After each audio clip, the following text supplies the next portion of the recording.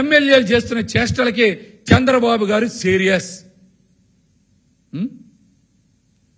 అని ఒక స్క్రోలింగ్స్ నడిపి చేతులు దులిపేసుకున్నారు.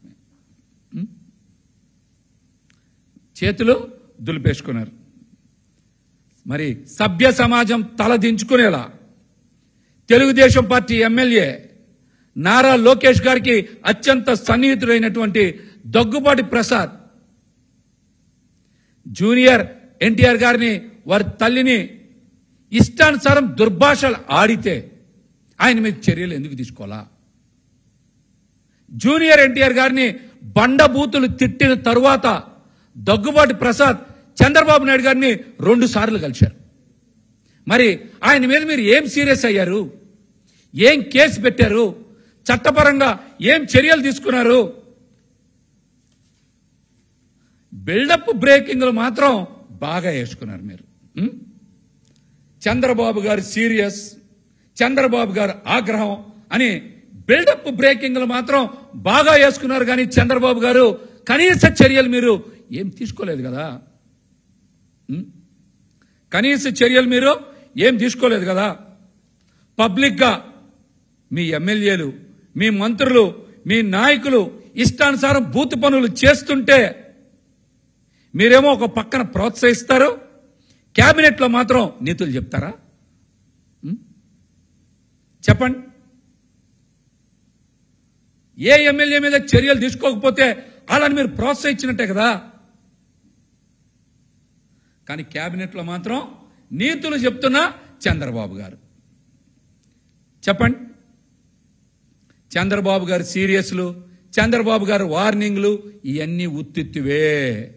ఆయన ఏ ఎమ్మెల్యే మీద కానీ, మంత్రి మీద కానీ, తెలుగుదేశం పార్టీ నాయకుల మీద కానీ కేసులు పెట్టరు, బోనులో నుంచో పెట్టరు, చట్టపరంగా చర్యలు తీసుకోరు. రెడ్ బుక్ రాజ్యాంగం, పొలిటికల్ గవర్నెన్స్ పేరిట రాష్ట్రంలో జరుగుతున్నటువంటి అరాచకాలకి, దాడులకి చంద్రబాబు గారే రాజగురువు. చంద్రబాబు గారే రాజగురువు. ఆయనే అన్నిటికీ కూడా రాజముద్ర వేస్తారు. ఆయన సీరియస్ అని ఎల్లో మీడియా ప్రచారం చేసేది ఉత్తి బూటకం మాత్రమే, ఉత్తి బూటకం మాత్రమే.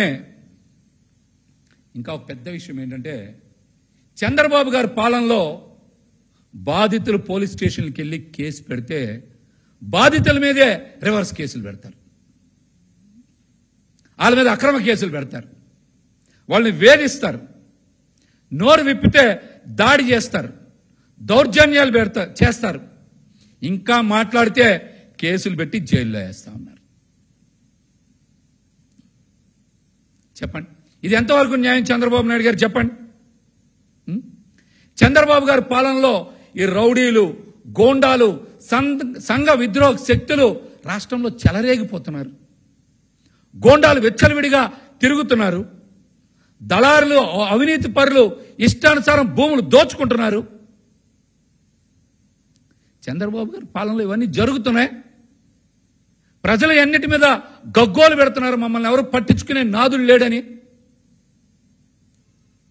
ప్రశ్నిద్దాం అనుకుంటే, మరి బాధితులకు అండగా నిలబడదాం అనుకుంటే వాళ్ళ మీద తిరిగి కేసులు పెట్టి జైలు వేస్తున్న చంద్రబాబు నాయుడు గారి నిజస్వరూపం ప్రజలకు అర్థమైపోయింది.